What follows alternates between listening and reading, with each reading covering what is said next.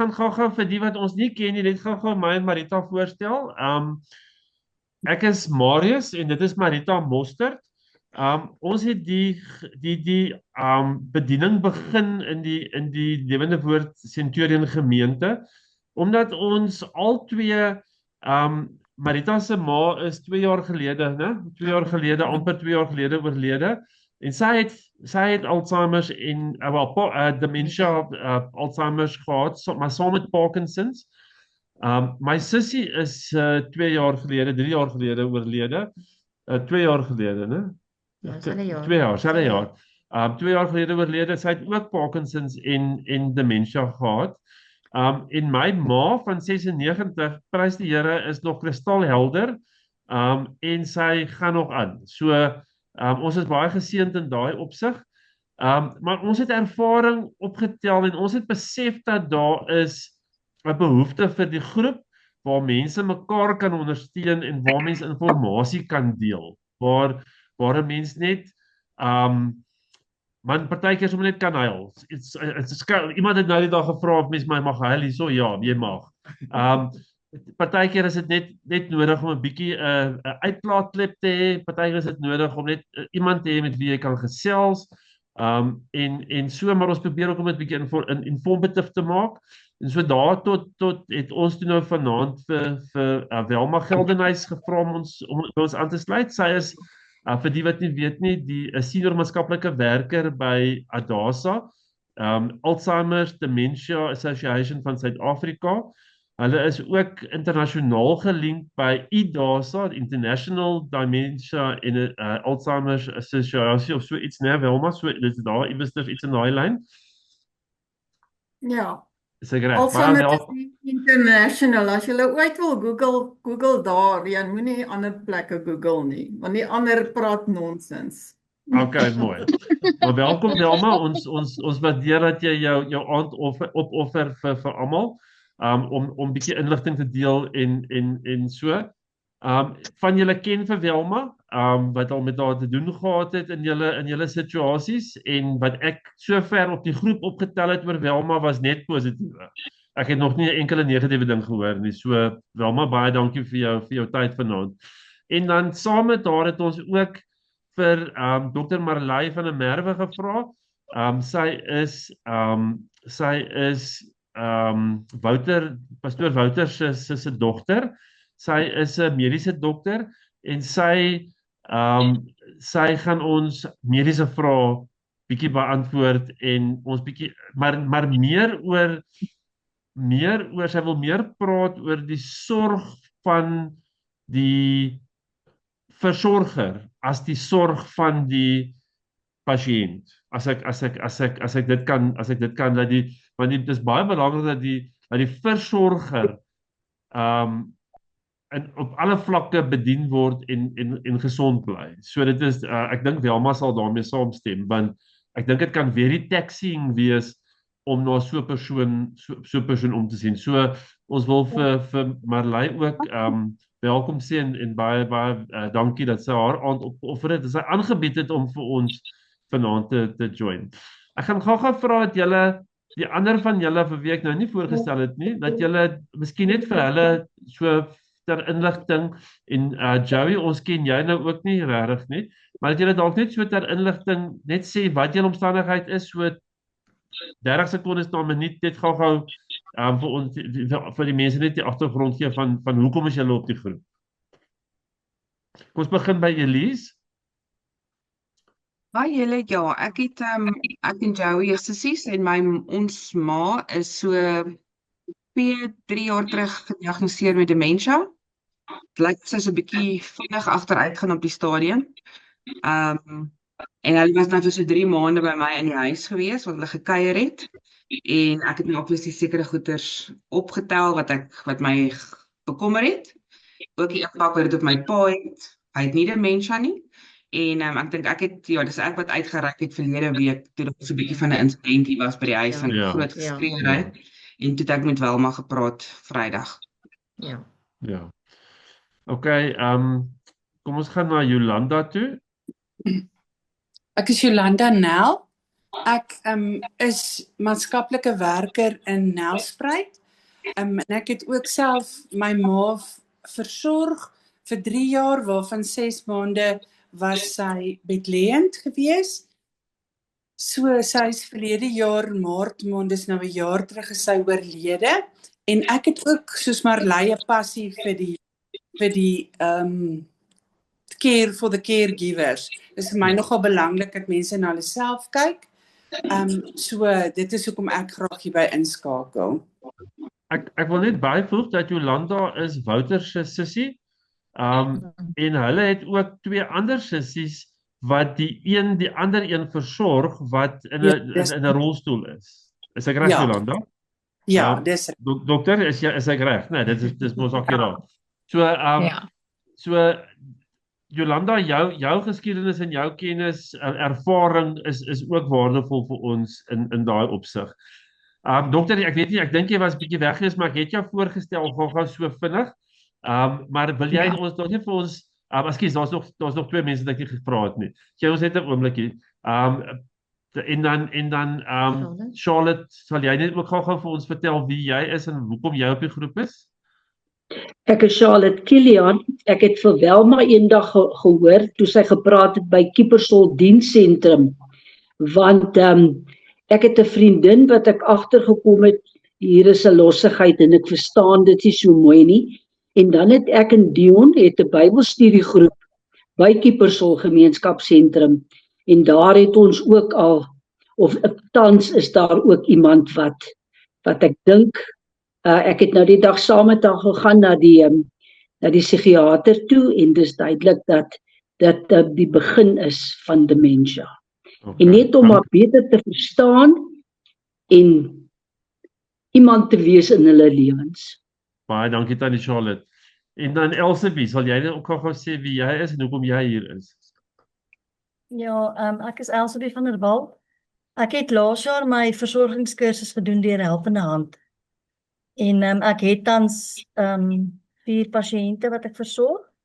Almal van hulle nie dementia nie, maar verskillende opsette, verskillende van herstel na operasies van al sulke goedertjies. So ek is omtrent voltyds besig nou op hierdie stadium. En dis maar net, ek wil maar net uitreik en op myself maar net beskikbaar stel. Ek meen ek het nou die kursus gedoen en ek het daarom so 'n bietjie ondervinding nou, maar ek wil ook graag self 'n belangrike ding wat julle sê, wat Marley ook wil van praat, is die versorger moet haarself versorg. Ek het toevallig laasweek so vir 2 dae in cardio ICU beland en my dokter het reguit vir my gesê die versorger het haarself nie versorg nie. So dit is 'n bitter belangrike punt.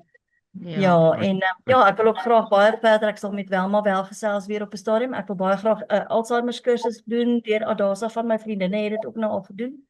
En ek wil verder gaan, ek wil selfs die palliatiewe kursus doen hierdie jaar en so ek wil myself nog so 'n bietjie meer verryk en bietjie meer leer, want dis regtig, ek dink, ek sê ook nou die dag by Waal, ek het nou op 55 het ek regtig my passie ontdek.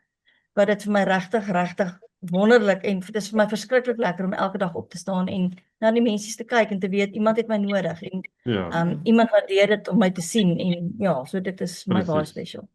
Fantasties, dankie Jelise. En dan Elsabie, en dan Skalk, ek sien jy is daarso, jou foon sê iPhone. Ja, kon nie die naam verander nie. Dankie dat ek nog te kan doen. Ek het nie regtig ouers wat Alzheimer's of dementia nie, maar ek vat hom meer in vir inligting. So dit is maar my situasie. Okay. En dan Heila sit daarso, ek sien haar foon sê haar rekenaar sê nog steeds net Adasa. Heila is van Adasa ook en sy werk saam met Welma. Sy gaan ook van die vrae antwoord en so, is ek reg Welma? Sy het ook inligting. Goeienaand almal, ek is Heila. Ek is Adasa se streeksbestuurder vir Gauteng. Okay. Hallo Heila. Welkom. En dan sien ek Chriset is ook daar. Hallo Chriset. Hallo julle. Vertel ons gou, hoekom is jy hierso? My pa het Parkinson. Hy het nou nie dementia of wat se naam nie, maar hy het Parkinson en hy is nou tussen stage 3 en 4 en ek vermoed eintlik hy is nou op stage 4. My ma sit in 'n Vrystaat alleen, sy is sy versorger. En ons het so ruk terug, hulle probeer oorreed om hiernatoe te trek dat ek kan help want sy sukkel. En nou het my pa baie siek geword die laaste paar dae. En ek het haar uiteindelik oorreed gekry om na ons toe te trek.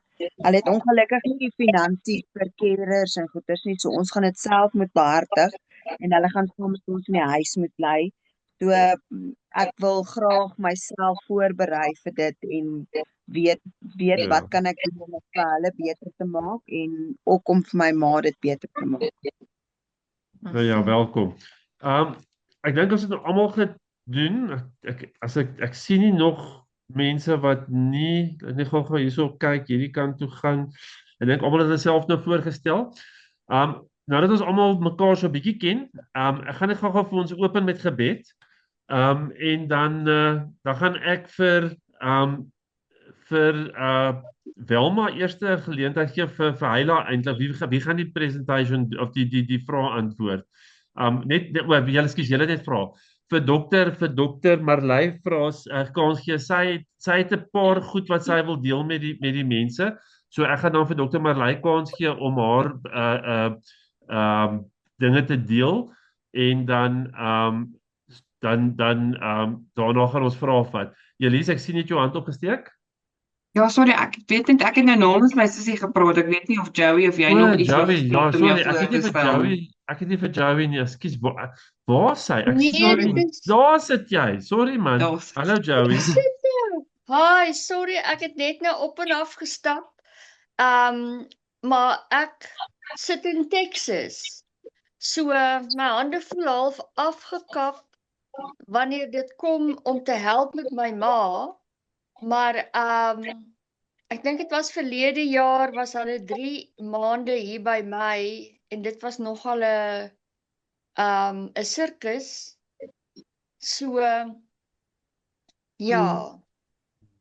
Ek wil graag weet wat lê voor Ja, en natuurlik hoe kan ek help ja, en hoe ek my suster kan bystaan wat meer direk ja, betrokke is. met hulle my ma en my pa gaan werk en nou soos ons nou weet my ma het dementia en dit maak ons almal bang en ja, die groot ding is ondersteuning.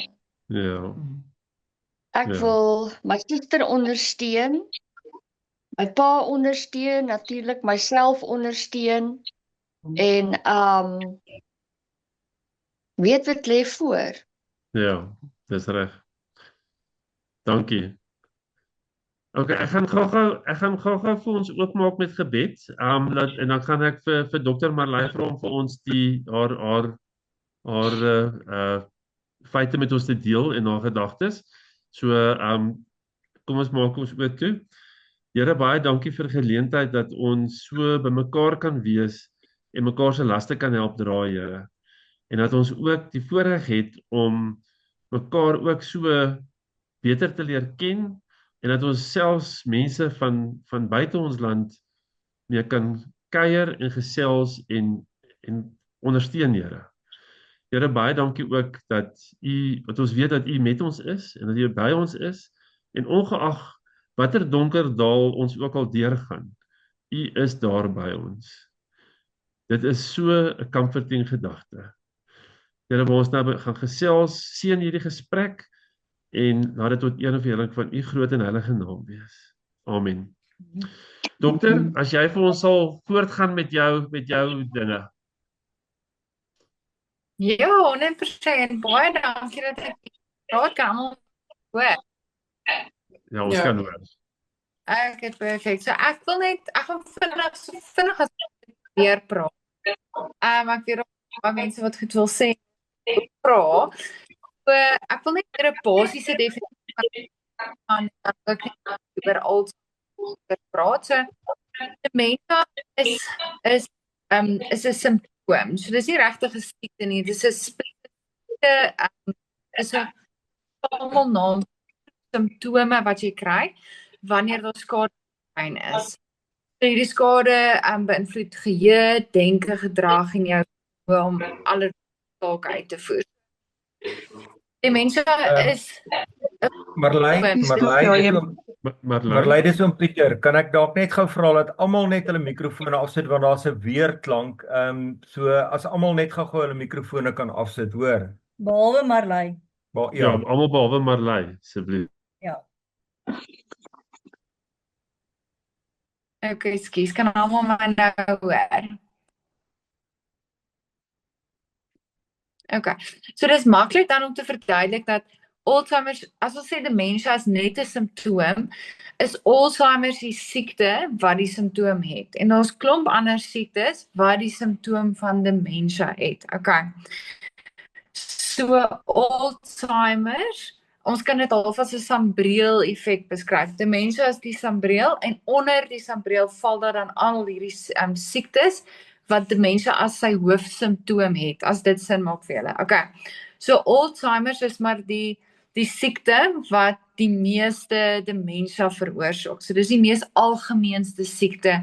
Hy is vir ongeveer 60 tot 80% verantwoordelik vir demensie. Okay.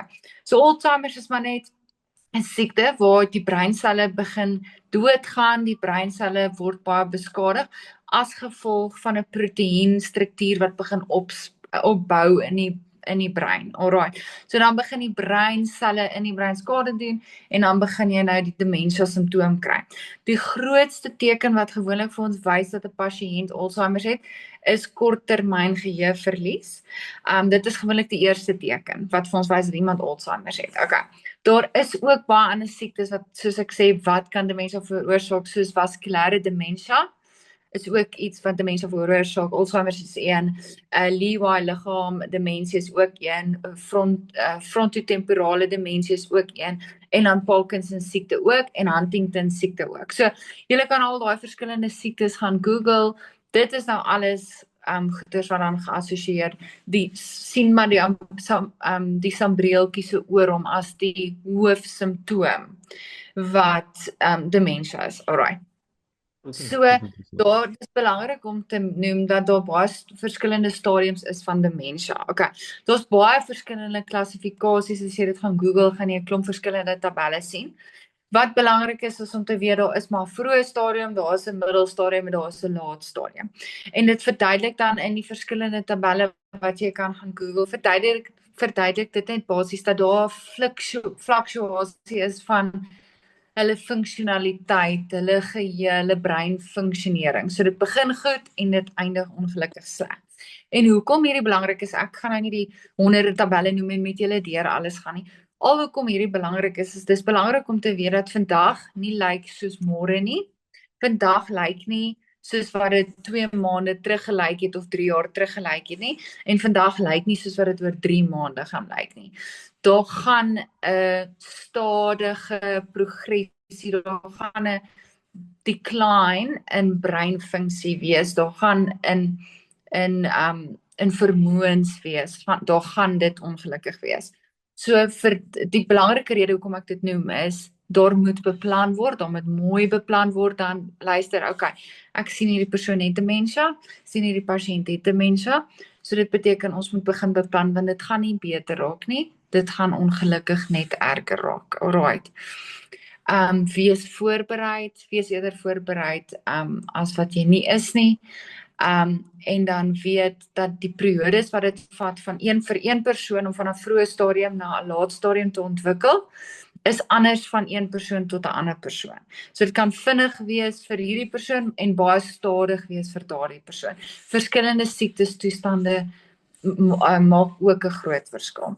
So dit is hoekom die stadium belangrik is. Kernsimptome van demensie is jou geheueverlies, kommunikasieprobleme, disorganisasie, gemoedsveranderinge, persoonlikheidsveranderinge, probleme met abstrakte denke en verlore items. So dis maar jou kernsimptome wat kom met demensie.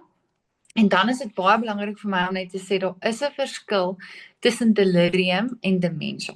So delirium is 'n kritiese siekte.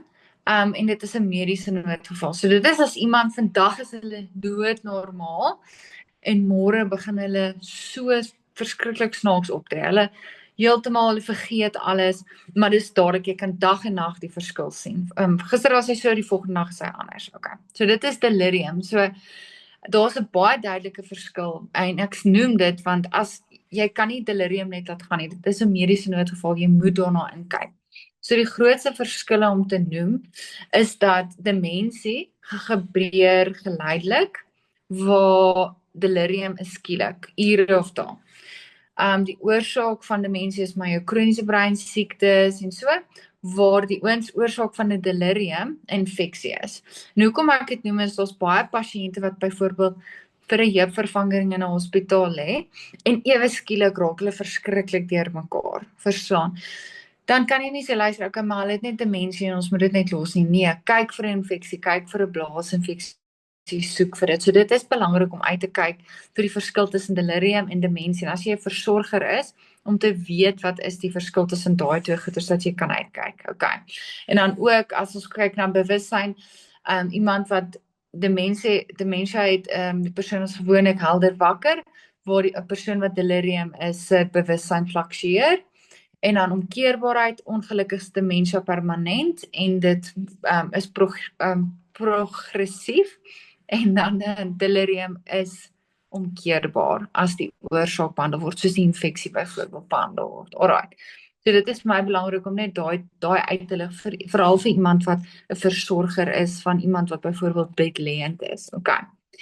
En dan wat is die oorsake van demensie? Dit is maar net daar skade tot die brein, dis maar jare, dit is maar ouderdom, die selle genereer nie homself meer nie, soos wat hy altyd het as jy jonger is nie. So daar's klomp verskillende faktore. Ouderdom speel 'n rol, genetika speel 'n rol, jou leefstyl, jou hartgesondheid speel 'n baie groot rol. Koptraumas, vorige koptraumas speel baie groot rol. Oormatige alkoholgebruik en besoedeling. Het hulle al hoe meer en meer begin na navorsing uitkom oor besoedeling wat 'n baie groot rol speel later in mense lewe en in demensie. Alright. So, daar's verskillende maniere hoe dokters dan nou hierdie demensie kan diagnoseer en vir jou kan sê, luister, hierdie persoon het Alzheimer, hierdie persoon het vaskulêre demensie en so. Daar's klomp verskillende goeders wat hulle kan doen. Hulle kan denktoetse doen, hulle kan bloedtoetse doen, hulle kan breinscans doen. Daar's baie dokters wat dit op verskillende maniere doen. Jy kan die pasiënt na 'n GP toe vat. Wat ek maar net altyd sê is, ek dink dit is beter om iemand altyd na 'n neuroloog toe te vat as jy agterkom dat hulle kognitief begin agteruit gaan, hulle brein begin agteruit gaan. Ek dink dit is die moeite werd om iemand as jy dit kan bekostig, na 'n neuroloog toe te vat. En ek dink dit is die moeite werd om 'n breinscan te verkry, sodat jy kan sien is daar dalk ietsie anders wat aangaan en dat jy baie meer spesifieke diagnose kan kry. Bloed is baie belangrik om bloedwerke te doen, om Vitamiene B12 te toets, Vitamiene D te toets, al daai tipe goed kan ook 'n rol speel. So daar's verskillende maniere wat dokters die diagnose kan maak. Baie keer is dit net deur basiese vrae te vra, maar ek dink dit is die moeite werd dat daar fisies toetse ook gedoen word, te scan en bloede en so aan en so aan. Alright, ons gaan nou meer daarin gaan. En dan dit en dan wil ek oorgaan na belangrike wenke toe. Oor behandeling. So hierdie is nou eintlik die mees belangrikste deel. So hierdie is maar net 'n paar basiese tips. Ek het ook bietjie by 'n kliniese sielkundige gaan sit en net vir hulle gevra hoe hanteer mense so pasiënte. So hierdie is basiese tips. Ek weet nie alles nie. Hierdie is net 'n paar basiese dinge wat ek ook al in my praktyk gesien het. So bear with me as ek verkeerd is, verskoon my, maar ek hoop ek kan iemand help met hierdie goeie. So weet maar net mens moet baie simpatie toon teenoor enigiemand wat sorg vir iemand wat demensie het. Dit is regtig 'n lewenslange pakket. Dit is nie maklik nie. Okay. Dit is baie belangrik dat jy, as jy iemand versorg wat demensie het, dat jy moet kan afskakel en jou self moet kan distansieer van wat hulle sê. Nie distansieer van hulle nie, maar van wat hulle soms vir jou sê. Hulle kan vir jou soms slegte goed sê. Hulle bedoel dit nie noodwendig nie. Dit is baie moeilik, So hou maar net jou afstand. Alright. Dit is easier said than done, dit maak baie seer, maar jy moet besef, luister, die woorde wat uit hulle mond uitkom, hulle bedoel dit nie. As hulle vir my lelike goed sê, distanseer jouself. Dit is belangrik, julle gaan sien, ek gaan nou ongelukkig skei, baie jump tussen topics, maar dit is belangrik om niks te skuif in hulle kamer waar hulle slaap nie. Jy kan nie nou 'n nuwe prentjie gaan opsit vir hulle en heeltemal hulle kamer redesign en revamp nie. Jy kan dit net skoon en so higiënies as moontlik hou. Maar dit is hoe hulle dit wil hê, moet dit nie skuif nie, dit gaan hulle verwar. Alright. Gee hulle medikasie vir hulle op die uur, dit is baie belangrik, routine is baie belangrik, dit laat hulle veilig voel, onthou hulle het extreme brain fog, so dit maak dit ongelukkig ook moeilik vir 'n versorger as hulle sulke erge routine het, dit maak dat 'n versorger baie keer ook nie 'n lewe kan hê nie, alright, so dit maak dit baie moeilik, alright, so baie simpatie moet getoon word ook aan versorgers, en die mense wat kyk na die persone, en dan, soos ek sê, medikasie, dieselfde goed moet gegee word, en dit is baie belangrik, want baie keer kry ons hierdie medikasie, en dan het ons nou Adco, bla bla bla gekry, en dan die volgende keer kry ek nou iets anders, alright, het is belangrik, bly by dieselfde generiese naam van die medikasie, moenie skuif nie, veral as dit kom by kopmedisyne, moenie dat die dokter iets anders voorskryf, want daar was nou 'n oulike rep by hulle, en hierdie rep het nou gesê, hierdie medikasie is beter, as dit is die medikasie vir hulle werk, en hulle was happy op dit, moenie dat die dokter dan 'n ander generiese naam voorskryf, ek praat nie van 'n ander medikasie, as die dokter die medikasie sal van, nie, dis van, maar moenie dat hulle tussen generiese medikasies, dit het tog 'n impak, ek het met 'n apteker al gepraat, dit het tog 'n impak, die goed verskil tog 'n klein bietjie, alright, so bly by dieselfde goed, en as jy jou medikasie by die staat kry, sê vir die dokter, skryf asseblief op die voorskrif, bly by dieselfde generiese maker, dat hulle elke keer dieselfde goeders gee, as hulle kan, alright, so bly by dit, skryf, laat die dokter skryf, generies mag nie, die ander generies mag nie gegee word nie, okay. En dan moet nie, mense met dementia moet nie op vakansie gevat word nie, die stimuli raak te veel vir hulle kan aggressief raak, jy dink jy bederf hulle, jy dink jy vat hulle bietjie uit die huis uit, jy doen nie, los hulle by die huis, alright, moet hulle nie alleen by die huis los, en ons gaan nou daar kom, as hulle elke dag dieselfde ding wil eet, en hulle wil elke dag witbroodjie met peanut butter eet, laat hulle. Alright, pick your battles. Gee net vir 'n lekker vitamienpil, Sentrum is fantasties, dit werk goed, hy het presies genoeg in wat jy nodig het. As hulle elke dag dieselfde ding wil eet, laat hulle elke dag dieselfde ding eet, pick your battles, moenie in 'n armdruk betrokke raak nie, vermy konfrontasies.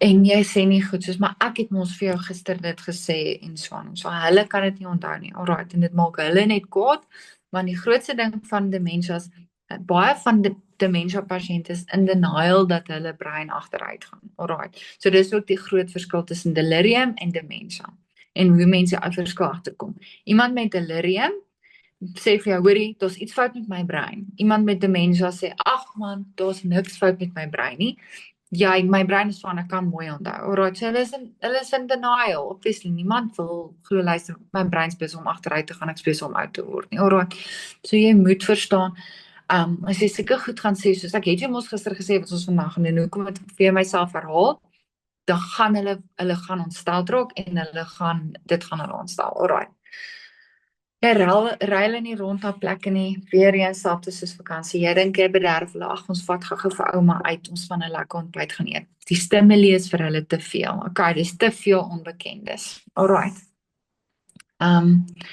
as hulle nie van bad hou nie, en elke aand by badtyd is dit 'n gestruggle, 'n bedwas is ook okay, kry net 'n eenvoudige antwoord vir goeters, niks kompleks nie, die bare minimum, alright, jy hoef nie hierdie komplekse antwoord van, hoekom is Pietie nie, want Pietie is nou in Amerika, en jy hoef nie dit te sê nie, jy kan net iets basies sê, hy is nie hier nie, want verstaan, hulle breine kan nie dit noodwendig so goed prosesseer nie, okay, so stiek net to die bare minimum.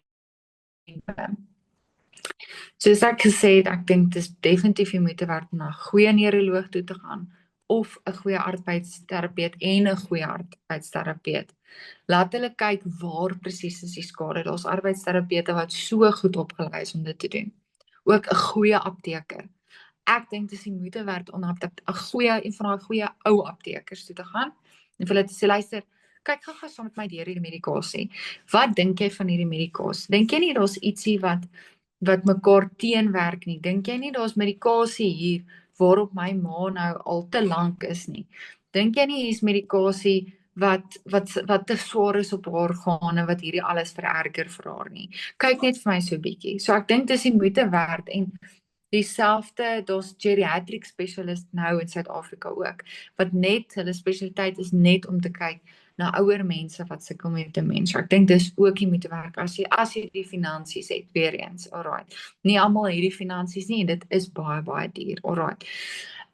Maar soos ek sê, loop 'n apteek in, gaan na die hoofapteker en sê, luister, gaan gou as om my deur hierdie, gebruik vir jou kennis, daai ouens is slim en het lank geswat, okay.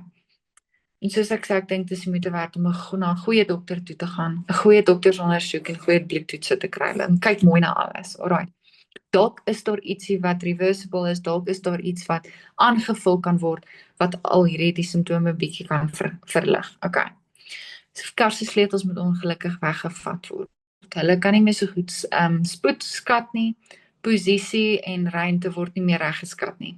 En dit maak hulle ook angstig. Alright, maar weer eens, hulle gaan nie herken aan jou, jene, my brein is nou besig om agteruit te gaan. Ek dink dis die grootste ding vir my, die verskil, hoekom ek in delirium ingegaan het. Die verskil tussen demensie en toe ek geswat het, medies geswat het, dit was die grootste ding wat vir my uitgestaan het, tussen demensie en delirium, is mense met demensie is ongelukkig in denial daaroor.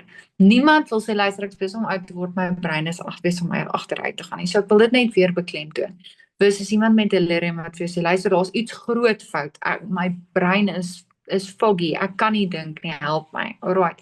So weet net, hulle gaan nie na jou toe kom en sê, jene, ek kan nou nie meer bestuur nie, dit gaan 'n battle wees, alright. Dit gaan 'n battle wees en nog gaan 'n paar sagte goed gebeur en so aan, en dan gaan hulle later eers vir die kar, na 'n paar stampe gaan hulle vir die karsleutel teruggee, alright.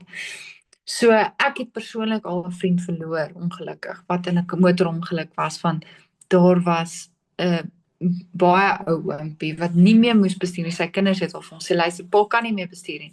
En die oom het toe heeltyd gestop, nie ou het toe hom vasgedaan, hy is toe oorlede, okay. So jy wil nie, dit moet jou ouers se legacy wees, dat, luister, hulle het bestuur toe hulle nie meer moes nie, en toe gaan iemand dood nie, alright, so, dit klink baie wreed, ek hoop nie iemand vat offense as ek dit sê nie, maar ek dink kinders moet die sleutels wegvat, as hulle sien, luister, daar is 'n decline in breinfunksie, so ek hoop nie iemand vat offense daartoe nie, maar ek persoonlik voel sterk oor, 'n karsleutel moet weggevat word, as iemand nie meer kan bestuur, en hierdie baie is gevaarlik, okay. Iemand moet na hulle finansies kyk, hulle het nie meer goeie oordeel nie, hulle kan vinnig gevang word in 'n scam, iemand bel hulle selfoon, hulle skrik, hulle betaal geld oor iets soos dit, so iemand moet kyk na hulle finansies, jy moet bewus wees van die feit, dat hulle gaan begin paranoid word, maar dit nie persoonlik vat nie, alright. Ek dink almal wat al iemand versorg het, kan sê, luister, hulle raak paranoid, hulle begin snaakse goed dink. Moet dit nie persoonlik vat nie. En dan die belangrikste punt is, die versorger moet aflos kry. Hulle moet baie mooi gekyk word na, hulle moet vir hulle self goed wees, iemand moet hulle aflos. Bediende, man, suster, etc. Iemand moet hulle aflos. Alright, dit is die belangrikste. Hulle moet na iets kan uitsien en sê, luister, daar is 'n einde tot hierdie, hulle moet aflos word. Hulle kan dit nie alleen doen nie. Alright. So dit is die belangrikste. Is daar 'n genetiese komponent? Dit is belangrik om uit te vind vir jou dokter te vra, is daar 'n genetiese komponent tot hierdie demensie, dat jy ook beter kan weet om na jou eie brein te kyk. As hulle kan beweeg en hulle kan rondloop, dan is daar 'n manier dat hulle kan wegraak en weg kan stap. Okay, so kry hulle 'n trekker op 'n manier, daar's oulike horlosies deesdae. Apple het nou ook daai Apple AirTags, daar's verskillende maniere hoe mense hulle kan trek. Alright. Weet maar net, intelligente mense staan ook 'n groter kans vir Alzheimer, so daar is meer frustrasie dan in hulle as hulle weet, luister, hulle breine funksioneer nie normaal nie. Baie trauma kan ook demensie veroorsaak.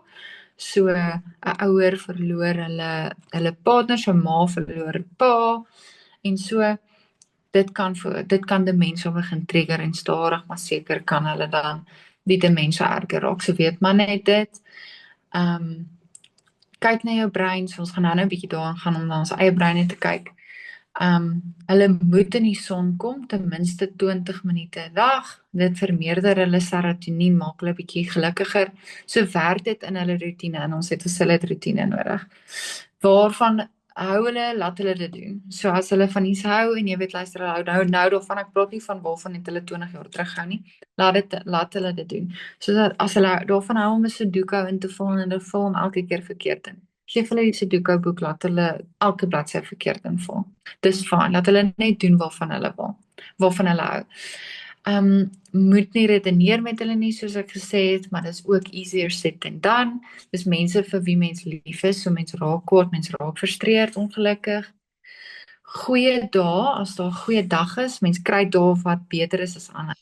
As daar 'n goeie dag is, kry die sake agter mekaar van die persoon wie jy versorg. So as jy agterkom die ma of as jy nou jou ma versorg, hulle verstand is helder, gaan sit by hulle en sê luister, hoe sal ma hierdie wil gedoen hê as ma sterf? Wat wil ma hê? Wat's ma se wense?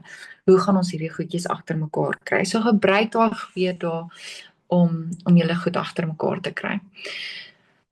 As die persoon in 'n ouer huis is, probeer dieselfde versorger kry dat hulle gewoon kan raak aan daai persoon. Dit maak hulle man net meer gerus en dan kom hy paranoia en goeters nou weer in en daai persoon verstaan dalk wat se paranoia hulle het en hulle begin dalk daai persoon vertrou. Okay. Pas op vir slaappille. Wees versigtig. 90% van my pasiënte wat na my toe kom is op slaappille. Ek verstaan dit nie. Ek haal hulle almal van dit af. Alright. Ek is seker baie mense wat op hierdie chat nou is op baie slaappille. Alright. Wees versigtig vir slaappille. En wees versigtig vir slaappille in hierdie pasiënte. Alright. Dit gee mens verskriklike breinfog. Okay. As jy mooi gaan kyk na Zolpidem byvoorbeeld, wat die grootste slaappil is wat meeste dokters voorskryf na wat ek alles stop. Daai Zolpidem mag eintlik net vir 2 weke voorgeskryf word. Ek het pasiënte wat al vir 15 jaar op daai pille is. Alright, so wees versigtig. Van hierdie dokters dokter die pasiënte dood. Alright, wees versigtig. So soos ek sê, gaan na 'n goeie apteker toe en gaan praat met hulle en sê luister, maar wat is hierdie pasiënt op? Mag hulle op dit wees? Moet hulle op dit wees? Mens kan byvoorbeeld nie wat is daai pille? Baie mense hou daarvan om dit ook te gebruik as 'n slaappil. Is met 'n A, ek het nou vergeet. Mens kan dit byvoorbeeld nie met tramadol gebruik nie. Ek onthou toe ek in die staat gewerk het. Eendag het ek gelees, jy mag dit nie saam voorskryf nie. Maar al die pasiënte het dit saam voorgeskryf. Toe begin ek alles stop. Jy mag dit nie saam, amitriptyline, amitriptyline is medikasie. Okay. So amitriptyline en tramadol byvoorbeeld mag jy nie saam gebruik nie. Maar almal skryf dit voor saam. So jy vertrou dalk jou dokter en jy dink jou dokter is fantasties, maar kyk maar net, gaan praat met 'n apteker. Probeer dieselfde apteker bly. As jy 'n goeie, betroubare apteker het, bly by dieselfde apteker, Hulle het die medikasie waarop die pasiënte is, op die sisteem, dan weet hulle wat aangaan. Want ons baie pasiënte wat voorskrifte kry, so jy gaan ook doctor hopping, wat ook 'n groot frustrasie is, so dan gaan jy na die een dokter en hy skryf vir jou slaappille en al die medisyne voor. Jy gaan na die ander dokter, hy skryf ook vir jou slaappille en al hierdie ander medikasie voor, en nou gaan jy na 2 apteke toe en jy kry hierdie medisyne en hierdie medisyne, en nou drink jy eintlik dieselfde goed, jy drink net dubbel die dosis, en nou het jy verskriklike breinfog, en jou brein gaan agteruit heeltemal, en jy voel so foggy, en jy voel nie lekker nie, en dan is jy nou soos, okay, maar hoorie, daar's iets massively fout. En meantime is jy net op verskriklik baie medikasie, hoë dosis en jy moet nie eers eintlik op die goed wees nie. Alright. So wees versigtig daarvoor. Gaan na jou apteker toe, vra luister, moet ek op die goed wees? Hoe lank kan ek eintlik op dit wees? Okay.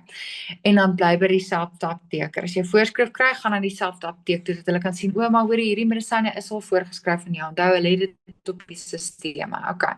As jy 'n goeie GP het, wat jou nie dood dokter nie, gaan na dieselfde GP toe. Okay, moenie dokter hopping doen en dan gaan jy na daai dokter en dan weer na daai ene toe nie. Okay.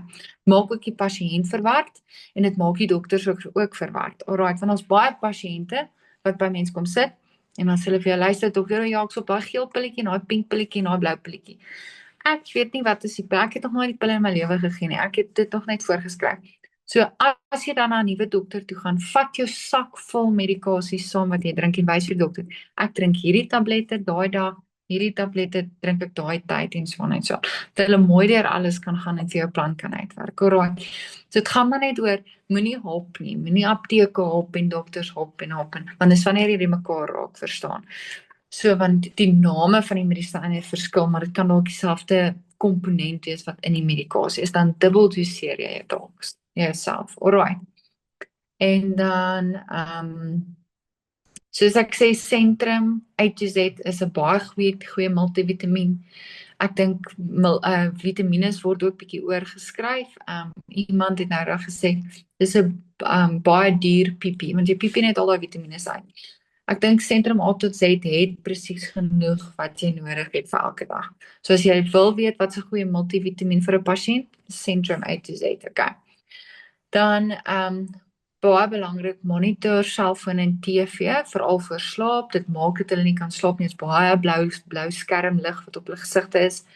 Wat baie met die brein mors en dit maak hulle baie verward. Onthou, meeste stories as jy nou 'n series kyk, meeste storielyne gaan oor die toppunt van die storie is nou die konflik. Verstaan, so nou sal al hierdie konflik wat in hierdie persoon inkom, garbage in, garbage out. Alright, so hou beperk TV tot 'n uur 'n dag. Moenie hulle voor die TV sit in die aande nie. Daai blou skerms as dit donker is buite is nie goed vir hulle nie. En dan ook pas op vir YouTube as hulle selfone het. YouTube laat mense in 'n rabbit hole ingaan en hy vat jou na volgende video en nou het jy by hierdie een video begin en nou eindig jy by 'n video van een of ander conspiracy theory van Israel en dit. Wees versigtig vir dit. Alright. Want YouTube vat hulle in 'n rabbit hole. Vat eerder hulle selfone, download vir hulle die goedjies wat hulle wil kyk, soos 'n mooi preek en jy weet, luister wat daar aangaan by daai kerk se preke. Download vir hulle die video en dan laat hulle dit kyk. Maar moet nie dat hulle op YouTube se rabbit hole ingaan nie. Want YouTube, daar's absoluut gemors op YouTube. Alright. Enigiemand kan 'n video opsit. Alright, so wees versigtig vir dit. Okay. Dit help ook om, hulle noem dit blisters, om pille in blisters in te pak. So blisters is nou 'n nuwe ding wat apteek, ek weet nie of dit nuut nie, maar ek het nou eers daarvan uitgevind, maar waar apteek die pilletjies vir die pasiënte inpak. Jy kan dit net nie met skildklier medikasie doen nie, maar hulle pak dit vir jou in pakkies, dan weet jy, okay, hierdie dag moet ek hierdie pille drink, hierdie dag moet ek daai pille drink, want dan kan jy mooi monitor wat se pille het hulle gedrink en wat nie. Maak dit vir jou ook makliker, alright. En dan so daar moet gemonitor whether as jy nie hulle medikasie vir hulle gee nie, moet daar gemonitor word whether hulle medikasie gevat het of nie. Alright. Daar moet geassesseer word, kan hulle nog alleen bly as indien die mense alleen bly.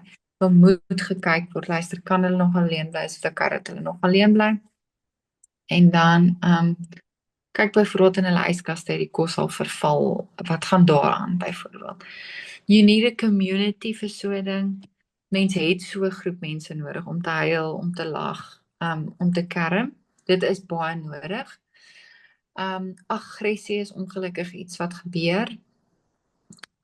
Mense moet die goeders wegvat wat hulle kan beseer, wat jou kan beseer. Kluisesleutels moet weggevat word, skerp voorwerpe. Mense kan probeer om die situasie te downplay. Moenie begin terugskree nie. As jy begin skree, dan weet jy het jou mag verloor. Onthou, jy kan ongelukkig nie met hom negotiate nie. Maak die kamer deur toe. Jy moet jouself beskerm. So jy kan nie net laat hulle jou slaan nie. Jy moet jouself beskerm. Staan weg. Hulle is daarna baie emosioneel na 'n aggressie uitbarsting. Isoleer hulle bietjie, miskien bietjie time out. word jy net bietjie rustig, lae stemtoon, praat stadig. So dit is wat ek sal sê met aggressie. Dit is 'n baie moeilike situasie. Ek dink Tannie Jolanda kan ook byvoorbeeld bietjie raad gee as dit kom by aggressie en ja, so dit is wat ek sal sê, maar ek dink ons ander bietjie beter experts wat ons kan help met dit. Weet maar net, dit is nie belangrik, dit is nie maklik nie. Soos ek sê, die belangrikste is dat die versorger na hulle self kyk. Die belangrikste ding vir my is, so dit is my wenke, as ek julle kan los met iets, maar die belangrikste ding vir my as 'n dokter is, om altyd as ek te praat, iemand net te los met hoe kan jy na jouself ook kyk, en hoe kan ons verhoed dat ons nie eendag demensie aan goeters kyk nie. So ek love Dr. Daniel Amen, hy het opgekom met 'n Bright Minds akroniem wat hy sê, en dit is basically net 'n opsomming wat hy sê, luister, hoe kan ons beter na ons breine kyk, dat ons nie eendag demensie het. En so ek wil net vinnig met julle daardeur gaan. Julle kan dit bietjie Google, Dr. Daniel Amen Bright Minds, en dis net 'n paar basiese wenke wat ons kan gebruik om net ons breine te kyk, om seker te maak dat ons nie eendag noodwendig daarop eindig nie, veral as daar genetiese komponente. So die eerste een is blood flow, so maak seker dat jy gereelde oefening kry en 'n goeie beheer het oor jou bloeddruk, dit gereeld meet, gereeld na jou dokter toe gaan, jou bloeddrukmedikasie aangepas word. Retirement and aging is die R. Dit sê maar net, maak seker jy het baie sosiale interaksie en lewenslange leer, nuwe tale, musiekinstrumente, dat as jy aftree nog steeds leer en dat jou brein nie net gaan stilstaan nie, want dis waar die groot probleme in kom. Instant inflammation, eet 'n anti-inflammatoriese kosse, baie omega-3 en goeie tandhigiëne is baie belangrik. Want as jy slegte tandhigiëne het, baie inflammasie in jou tandvleis en dit veroorsaak inflammasie in jou liggaam. Okay. Geneties, G is vir genetics, sê maar net, as jy die risikogene het, moet jy vroeër en strenger na jou brein begin omsien. Alright, so dis belangrik. Ek weet my ouma grootjie byvoorbeeld om Alzheimer's gehad, so hierdie goed is vir my belangrik. Alright, head trauma, beskerm jou kop vir my kontaksporte, wat 'n hoë risiko inhou vir koptraumas. Ek het begin van jaar 'n meisie behandel wat karate gedoen het, baie koptraumas gekry het en nou het sy epileptiese aanvalle as gevolg van dit. Sy kan nie meer skool toe gaan nie, sy kan nie meer leer nie. So, dit is ongelukkig baie sleg. Toxins, tea, detox jou omgewing, beperk alkoholgebruik drasties. Ek het al gehoor, dit is so belangrik om jouself te limiet tot pollution. So as jy in jou kar ry, 'n basiese wenk vir dit, want ons kan nie altyd help nie. 'n Basiese wenk, as jy in jou kar ry, sit daai dingetjie aan, vir alles daar baie verkeer is, sit daai knoppie aan in jou kar wat veroorsaak dat daar nie buite lug inkom, wat baie uitlaatgasse laat inkom in jou kar nie, veral as jy in verkeer sit. Alright, so dit is belangrik. M is vir mental health, kry terapie en mediese hulp om stresvlakke te bestuur, vir my onnodige medikasie en slaappille. Alright, dis vir my baie belangrik. Ek dink nie mense moet op slaappille wees, ek dink jy moet die rede kry hoekom jy nie slaap nie en dit behandel. Ek dink slaappille is 'n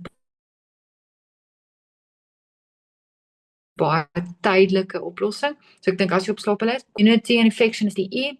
Versterk jou immuunstelsel en behandel die infeksie onmiddellik, so dit is belangrik, en neurohormoon, laat jou hormoonvlakke gereeld deur 'n dokter toets, behandel enige abnormaliteite, mans en vrouens. Mans moet ook hulle estrogen laat toets, omdat testosteroon gebruik estrogen as reseptore, so as jy nie estrogen het nie, help dit nie vir mans om testosteroon dan te hê nie. Alright, so is belangrik dat mans ook hulle hormone toets.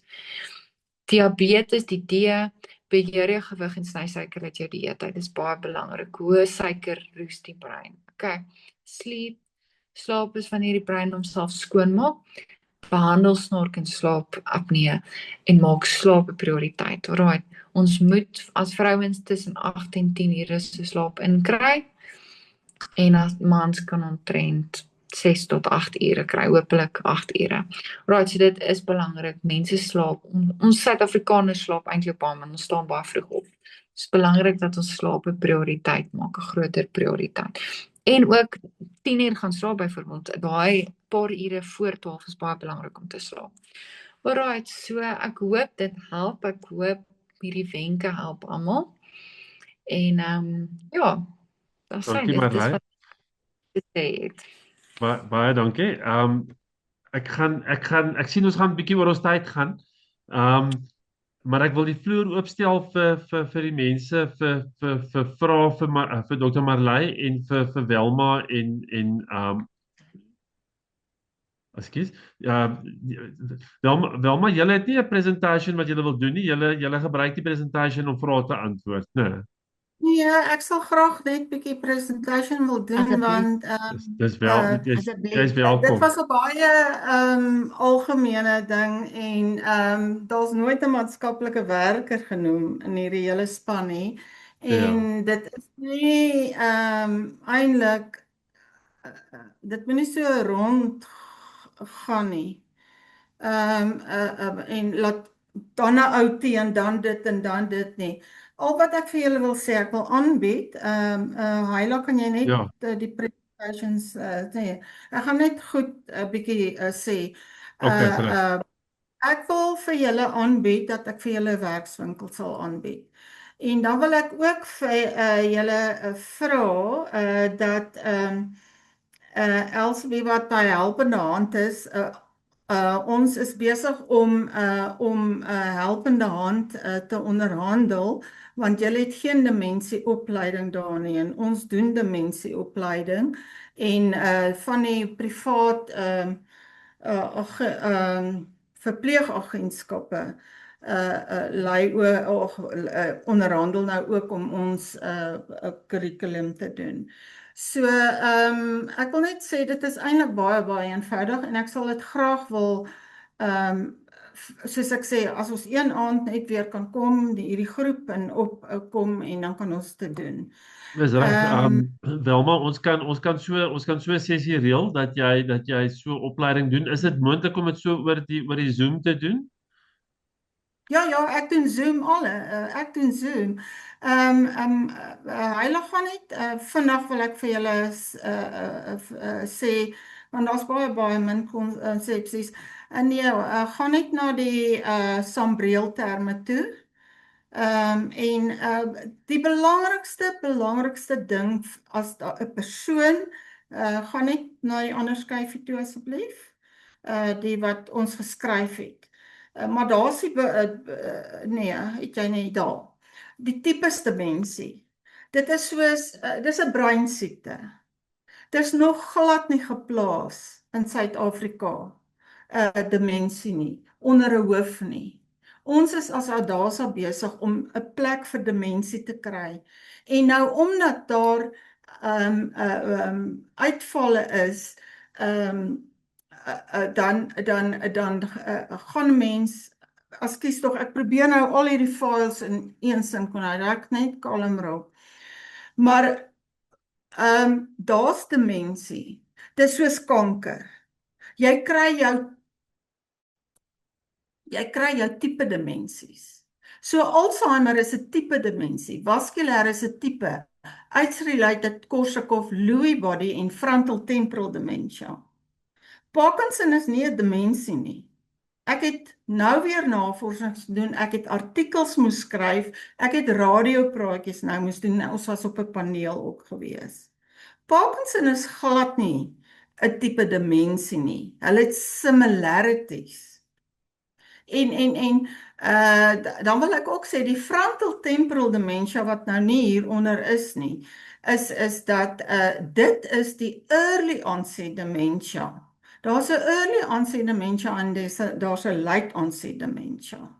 En die early onset dementia is die enigste tipe demensie wat geneties gekoppel word. Die late onset dementia. Die late onset dementia is glad nie geneties gekoppel nie. Ja, Dr. Marley het genoem baie keer van 14 risikofaktore. En ons doen nou seminare, ons doen dit al van Oktober af, die 14 risikofaktore, dat jy moontlik nie 'n tipe demensie gaan kry nie. En daar's net twee goed wat nie verander kan word nie, en dis ouderdom en genetika. En nou soos in my geval, my pa het Alzheimer gehad, my man is dood aan vaskulêre demensie. Dit maak van my 'n hoë risiko, maar dis nie te sê, dit maak van my kinders nog 'n hoë risiko. Maar dit is nie te sê dat ons dit gaan kry. Daar is nog, soos ek sê, ons is aan ADI gekoppel. En dan die ander daar is net 3 oorsake om 'n tipe demensie te kry. Heila kan jy vinnig daarna toe gaan. En Alzheimer is nou glad nie meer die algemene ding nie. ADI het ons verlede Maart besoek en hulle het baie duidelik gesê dat vaskulêre tipe demensie nou die grootste oorsaak van is van dementia. En ons is besig om groot navorsing daarop te doen, net soos met AIDS-related. Onthou, in daai gemeenskappe het, soos ek vir julle voorgesê het, ons doen awareness daar. Die woord demensie is nie eers in daai mense se taal nie. So, daar is soveel dinge wat nog moet gedoen word, en dan wil ek sê, daar's net 3 oorsake wat 'n tipe demensie veroorsaak. Die eerste een is die Alzheimer, wat die proteïen build-up in 'n brein. Soos wat jy kankerselle kry, is daar proteïene wat in jou brein verkeerd gaan. En dan is die tipiese beeld van Heila kan net na ek hierdie sê, gaan julle presies verstaan wat met die brein aangaan. En vir ons van Adasa werk met familie. So as jy gediagnoseer is deur 'n spesialis, is die enigste persoon wat 'n persoon kan diagnoseer. Dan verwys hulle na ons organisasie wat gespesialiseerd is in dementia as maatskaplike werkers. En dan werk ons met die families. En dan is ons gom tussen die persoon wat gediagnoseer is en die families. En dan wil ek ook vir jou sê, Elise was nou by my, en Joey, jy al bly jy in Texas, ek het vir haar gesê, ek sal graag met al julle kinders wil praat. Ek doen oorseese konsultasies waar ek vir al die oorseese mense, kinders om die tafel sit. En dit is soos wat jy gesê het, Joey, wat moet jy doen? Jy sit in die verte, jy het skuldgevoelens. Maar dis hoekom ek gevra het vir Elise, reël met ons, almal. En dan is daar geen algemene goed wat gebruik kan word nie. Nie een persoon is dieselfde nie, omdat jy in verskillende omstandighede is, jy het jou eie persoonlikheid, en ons werk 'n personal center care plan vir elke persoon uit, volgens wat julle omstandighede is. En dan wil ek net ook sê, Elsabie, ons het Zoom ondersteuningsgroepe ook. Ek weet nie wat julle tydsone, Joey, in Texas nie, maar ons het elke eerste Woensdag van die maand, het ons 'n Zoom ondersteuningsgroep. En dan het ons Charlotte wat by Kiepersol is, ons verstaan nie julle wat van Kiepersol afkom, hoekom, ons het by Rusoord Ouetehuis, elke eerste Dinsdag van die maand, ondersteuningsgroep, van 10 tot 11, hulle gaan tot 12 uur. Ons doen absolute krikke goed behandel ons. Ons behandel ambiguous loss. Dit beteken lewendige verlies. Maar dan vat ons die twee kante van die munt. Hoe sien die carer dit? Maar wat is die verlies by die pasiënt ook?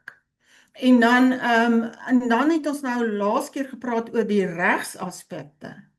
En dan wil ek vir julle sê, as julle wil riglyne hê en 'n plan uitwerk om te weet watter sorg jou persoon het, is daar 'n duidelike wet op ouer persone. Wet 13 van 2006 wat vir jou riglyne gee om te sê, klinies, om te sê wat ons moet deur julle gaan, volgens die goed, wat ons deurgaan om die riglyne te bepaal. En dan verwys ons na hulpbronne toe. Wat is beskikbaar vir julle in Suid-Afrika? En iemand het 'n opmerking gemaak van finansies. Weet julle, in my 32 jaar van in hierdie veld wees, is daar regtig nog net 2 keer wat ek mense nie kon help nie. En ek praat, ons staan vir SASSA mense, ons organisasie kry nie subsidie nie. Maar daar's baie genade by ons en daar's baie seën op ons. Maar ons is daar vir diens. So, maar ons gebruik ons hulpbronne, ons gebruik ons netwerke, ons gebruik al daai goed om uiteindelik, en dan is daar 'n DQ98 vorm wat uit die wet kom, wat gebruik word om te sê, het maar hierdie persoon is hulle selfversorgend, het hulle assisted living nodig, of is hulle op die vryel kry het. En dan plaas ons hulle presies waar hulle moet wees. Of gee aanbevelings. Die regtelike aspekte doen ons ook, want daar gaan ook oor living will. En baie mense dink dit is sommer net 'n briefietjie skryf van dit is my wens. Ons hanteer al daai goed in die konsultasie. So dan in die volgende, die tipiese beeld van 'n Alzheimer is dan die obsolete, gekrimpte brein en die proteïene wat om die sel opbou en dan die sel vernietig. En tangles, ja, daar's die brein. Kan julle sien? Die belangrikste vir ons, en dit is wat ons van Adasa se kant af doen, omdat ons die praktiese goed doen, dat dis ons aan ons linkerkant is die healthy brein, en dan staan die siek brein. En dis 'n breinsiekte. Dis soos 'n suikersiekte, as jy 1,5 been het, omdat jou been afgesit is van kangarien, gaan jy nie van daai persoon verwag om soos 'n normale mens te loop nie. Hoekom verwag ons dan van om 'n demensiepersoon om normaalweg te dink? En dan gaan terug, want enige siekte toestand na die 5 aspekte toe, die 5 domeins in die brein. Die enigste, alle siekte toestande plaas beperkinge op jou. Soos ek sê, is diabetes het fisiese sowel as psigiese probleme. Dis die brein waarvan ons praat. Die brein het 5 afdelings, areas. En dit word alles beperk. Dit is baie meer net as vergeetachtigheid en disoriëntering. En dit raak van dag 1 af, al 5 afdelings. En ja, dit begin by korttermyn geheue en disoriëntering. Maar dit gaan heeltyd deur al daai 5 dele. Ons kan duidelik in die konsultasie agterkom vanweë die beperkinge, waar die beperkinge lê, en raad gee. En dan is dit die kognitiewe deel waar daar geen logiese denke is nie, daar's geen realiteit nie, want jy kan nie van 'n brein verwag dat daar realiteit, en daar's geen beplanning nie. So en dit veroorsaak ook dat ons vir elke ding wat genoem word van jou geliefde, vir jou 'n verklaring gee, sodat jy beter verstaan. Die funksionele deel is die aktiwiteite van daaglikse lewe. Dan kry jy maar daai een gedeeltetjie van die psigiatriese gedeelte. En die psigiatriese gedeelte, nou gaan die mense na 'n psigiater toe. Mense, dit is 'n breinsiekte. Psigiaters wat nie gespesialiseerd is en die brein se weë ken nie, maak net die mense baie meer deurmekaar.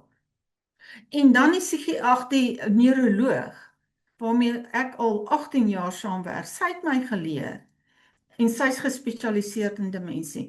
Jou medikasie moet so fyn uitgewerk word, want ons kroniese medikasie is daarso, dan het jy jou demensie medikasie, wat jou op 'n hold kan sit vir 2 tot 4 jaar, en dan het jy jou stabiliseerders wat uit die psigiatriese deel kom, en dit moet baie versigtig hanteer word, want almal het depressie, almal het angs, almal is paranoïe. Hulle is obsessief, hulle is repetitive, hulle het mood disorders, maar nie almal is aggressief nie. Glad nie. En is ook daai deel, hierdie psigiatriese deel, waaruit die filters en die inhibisies geamputeer word vanweë die siekte uit jou brein uit. En vanweë dit het hulle nie beheer oor wat hulle sê, wat hulle doen of wat hulle dink nie. En dan word daar baie rude met jou gewees. En jy as carer moet wees, don't take it personal. En jy moet weet, in die deel, die kommunikasiedeel wat tweede baie aangetast word, hoe moet jy kommunikeer? Hoe moet jy redirect? Hoe moet jy reassure? Hoe moet jy kortsinnig gebruik? En dan is die behavior. Die behavior, snaaks genoeg, is as gevolg van die triggers. Baie gaan nou baie verbaas wees. Daar's behavior probleme. As gevolg van ons, hoe die carers na hulle kyk, omdat hulle nie presies weet hoe om met hulle te hanteer nie, is ons hulle grootste triggers. Die manier waarop ons hulle antwoord, die manier waarop ons hulle benader. Want En dan is die behavior, ons praat van die behavior, BPSD, behavior and psychological symptoms of dementia, maar nou sien hulle dit as psigiatries. Maar intussen is dit ons wat hulle verkeerd praat teenoor hulle, en die tweede trigger is omgewing. Want as jy kom weer uit disoriëntering, kan jy sien hoe ingewikkeld raak hierdie hele storie. Die disoriëntering om in 'n vreemde plek te wees, en dan angs. Ek bedoel, sê, kom ek sit julle in Pakistan. Kom ek sit julle in Pakistan. Hallo. Kom ek sit julle in Pakistan. Hoe angstig gaan julle wees? So hierdie mense voel, so ons leer vir julle hoe hierdie mense hulle belewenis is. En die volgende goed is komplikasies. Dis die 3 goed, die triggers. En die komplikasies is daai wat Dr. Malay genoem het, as jy enige infeksie is, daar's 15 goed, wat jou 'n beeld van vergeetachtigheid en disoriëntasie kan gee, maar wat onmiddellik kan reggestel word, en jy kan weet wanneer dit gebeur, is as jy hierso is, en na 2 dae ewe skielik hierso is, want hierdie is 'n siektetoestand wat na diagnose nog steeds 8 tot 10 jaar kan aangaan, of langer. So jy kan nie, dis 'n baie stadige degenerering, dan moet jy weet, hulle het of infeksies, of hulle het defensies, soos vitamine en minerale, of hulle het blaasinfeksies, of hulle is gedehidreer, of hulle het thyroid problems, 15 goed. En daarbij kan jy dan gaan om dit reg te stel. En dan is die physical deel, en dan ons het van oor bestuur gepraat. Ek bedoel, buiten hierdie beperkings, is al jou sintuie ook beperk. Jou gehoorsintuig, jou touch, jou taste, jou sight, jou smell. En meeste van hierdie inperkings is, hallo, meeste van jou gehoor, hierdie sintuie, is ook redes vir gedragsuitdagings wat hulle vir jou gee. Maar dit is ook die sintuie wat ons gebruik, en vir die carers leer, is dit 'n mede-ouer persoon, om dit in hulle alledaagse lewe eenvoudig te gebruik om die brein te stimuleer. Soos as jy bak, engage die persoon. Sê vir hom rykie speserye. Maar dit is ook sigprobleme want van ons visual spatial perimeter is so. En ons sien nog ons vingers as ons na dit kyk. Maar hulle sin is binocular sig. As jy julle vingers so indruk, dis wat hulle sien dubbel. En dan werk ons.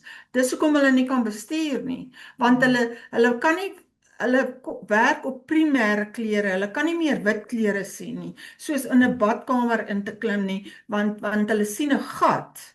So dan hulle washing and bathing problems of toileting probleme, want hulle voel hulle val deur 'n gat. So kan ons aanhou. En die volgende rede is die vaskulêre oorsaak, wat jy 'n geskiedenis het van beroertes en wat jy hartprobleme het, slaapapnee, mini-strokes, hartomleidings, pasaangeers, cholesterol, hoë bloeddruk, en daai alles is risikofaktore wat jy onder beheer moet hou, maar van jou midlife af, om te voorkom dat jy 'n moontlike demensie kry. Maar wat gebeur is dit die hart nie genoeg bloedvloei deur die are na die brein toe stuur nie. En dan kry die breinselle nie genoeg suurstof nie en dan gaan die breinselle dood. En waar die breinselle doodgaan van of plaaks of nie genoeg suurstof nie, is dit dan die beperkings wat in jou tree. Elke persoon is anderster. Die funksie, as jy 'n dooie breinsel het, is die funksies in jou liggaam, maak nie saak in watter deel nie, dan nou besig om dood te gaan. En die ander is head injuries, traumatiese head injuries. En dan val die drank, die Korsakoff tipe demensie, val onder wat ons nou 'n webinar, 'n seminar ook doen, veral hoe lyk 'n brein wat drank, dwelms of medikasie misbruik het in jou vroeë jare. So en dan is dit ook onder breinbeserings en baie interessant. Ek het spesifiek, ek en Hyla hierdie seminare gereël oor die Korsakoff, want ons kry al hoe meer daarmee te doen. Baie keer gaan die Korsakoff oor na 'n vaskulêre tipe demensie, want vaskulêr ook. So, dis die 3 oorsake. So, ek gaan daarby afsluit. As jy wil vra, hoe moet dit gediagnoseer word? Jy kan nie 'n screening test doen nie. Ek kan ook 'n MOCA screening test doen, want ek is opgelei in die veld wat ek spesialiseer om daai te doen, maar dis 'n screening test, dis nie 'n diagnose nie. Ja. So ADASA strewe vir dignity en kwaliteit lewe, en daarvoor is ADASA deur IDI aangestel om as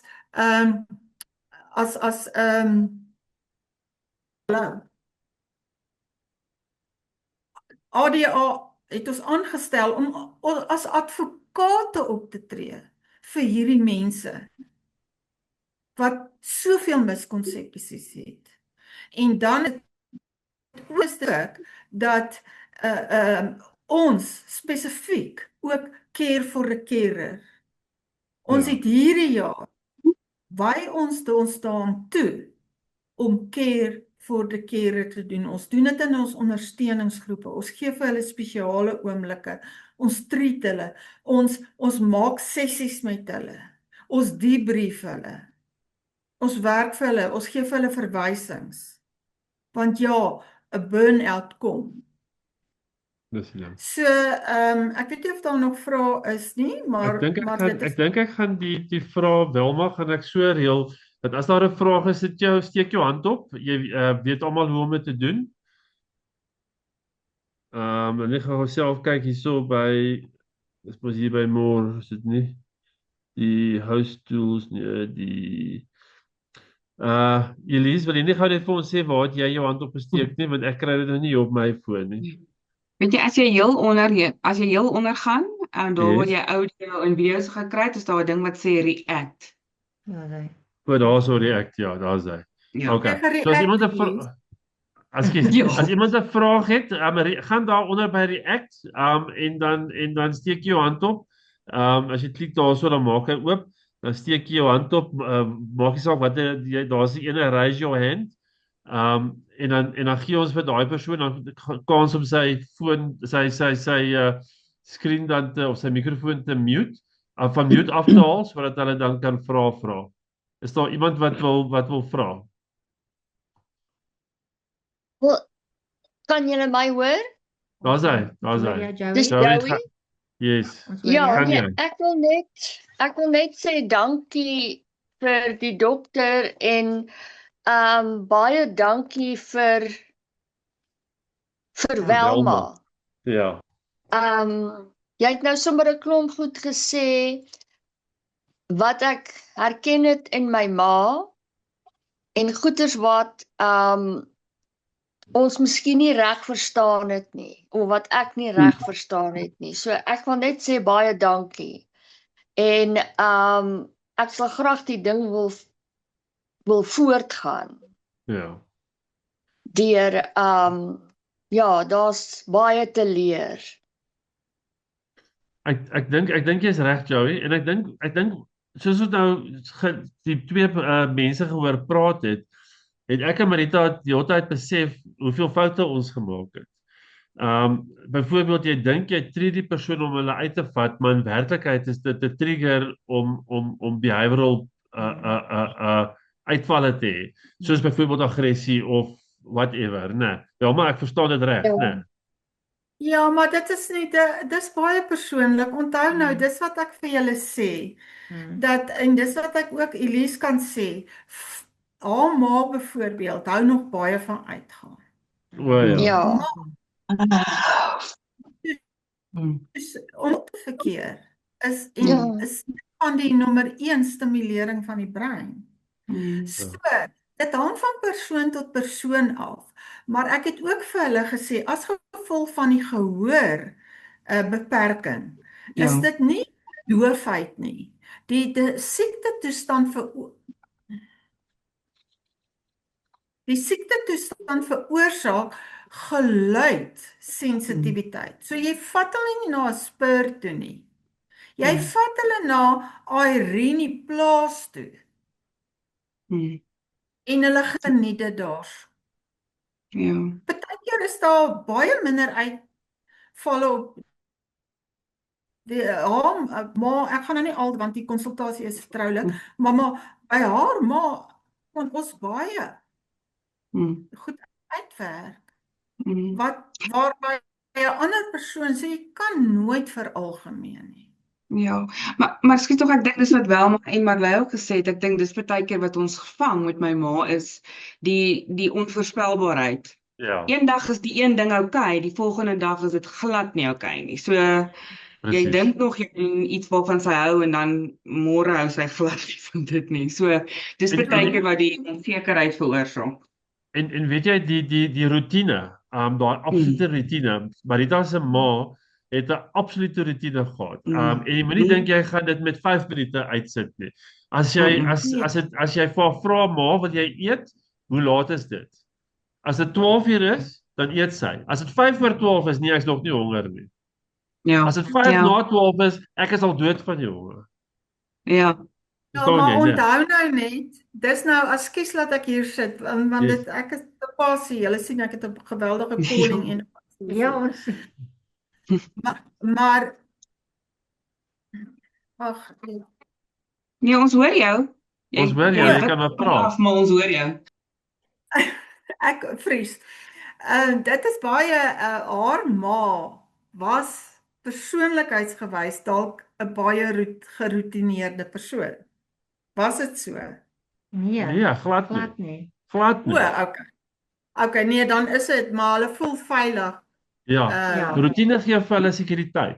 Ek het agtergekom byvoorbeeld as ek haar op 'n verkeerde tyd bel, dan wil sy nie met my praat nie, want dit is nie nou.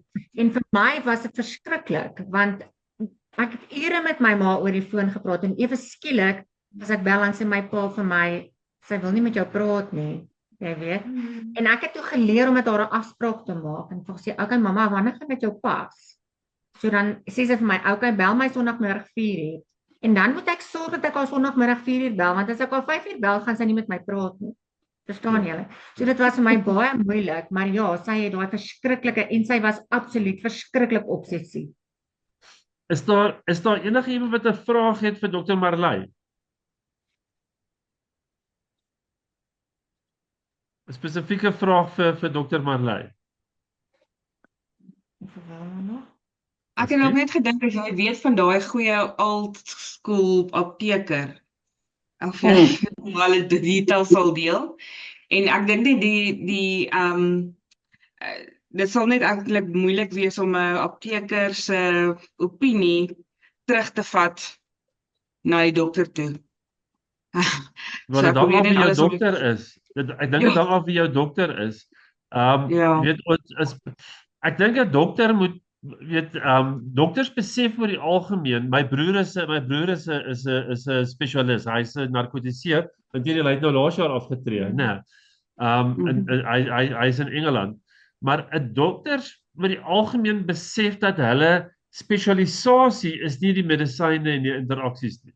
Hulle leer om hierdie medisyne vir daai siekte voor te skryf, maar hulle weet nie hoe dit werk nie. As jy maar lei sê reg. Ek hoor wat jy sê. Ek hoor. Ekskuus, kom jy in Marley? Ekskuus. Een ding wat ek gedoen het is so dokters het baie goed wat hulle moet leer ongelukkig. So jy kan nie altyd jy het 2 farmakologie klasse, jy probeer jou beste. Maar toe ek in my family medicine rotasie was, dit was verskriklik vervelig vir my. Nou sit jy heeltyd met al die kroniese siektes, toe vat ek eendag my farmakologie handboek saam. En ek begin toe sit en elke liewe medisyne wat opgeskryf is vir die pasiënte begin ek toe oplees oor. En dis toe ek toe agterkom het, hoorie, kyk hierdie verskil, hoe die wisselwerking tussen die medikasie en hoe dit eintlik verskriklik contra-indicated is. En dis waar ek begin toe medikasie stop en kyk, hoorie, Zolpidem mag net eintlik vir 2 weke voorgeskryf word.